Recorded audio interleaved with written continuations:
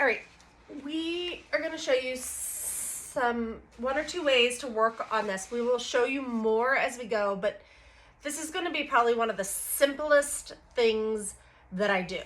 We pulled out our old handy step stool. If you've been around for a while, you've seen this one in a lot of the baby videos.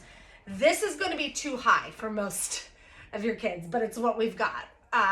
We often use, they don't make phone books anymore, but we'll take old catalogs and things or magazines and tape them up. And so oftentimes I'll start with like 1 inch, maybe 2 inches, then like 3 or 4. This is probably a solid 8 inches. So a little bit higher than what I would normally do. Okay, so can you stand up, Ben?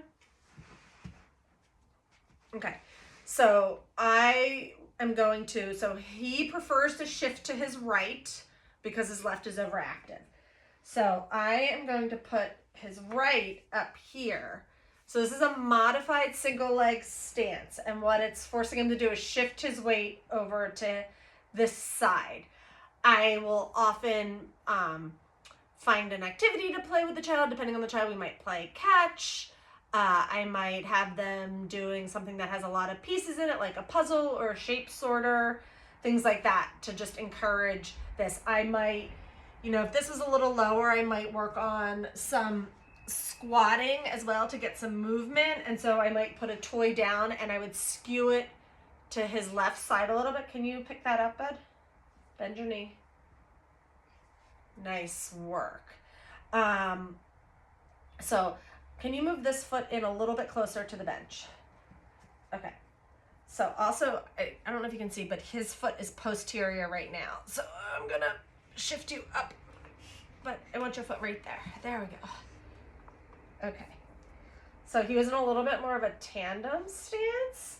So another compensation I'll see with kids when we're doing something like this. Remember, this is really high. I would not do this height at work. What I'll see them do is, if the foot is too close, they will quickly, can you step your foot out to the side a little bit? Step your foot out to the side, not back. Yeah. So all of a sudden they'll start to move that foot out because what they're doing now is widening their base of support. They do it without even thinking about it. It is their body saying, like, this feels hard. I feel challenged. I need to make my base of support bigger so that I'm not having to rely on my weight shift to my non-preferred side. So that is one thing. You can change this, like I said, heights. You can make this unstable, so you could do lots of different activities. You could put a ball on here. If I'm doing a ball, I'll often start with somewhat of a deflated ball at first because it's a little less stable. Okay, put your foot down, buddy. Something else you could do, again, this is really simple, is can you tap this foot up on the bench?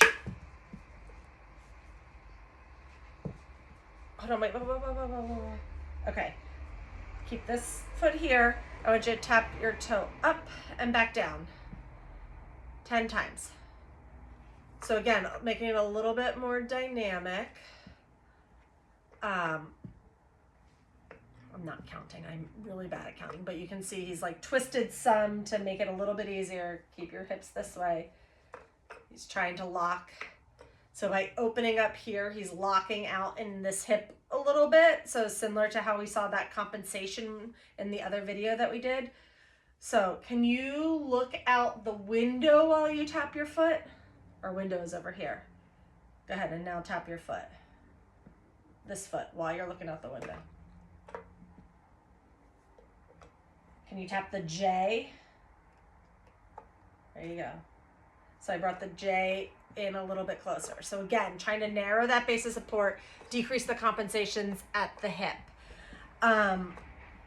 Okay, pause. Oh, sorry.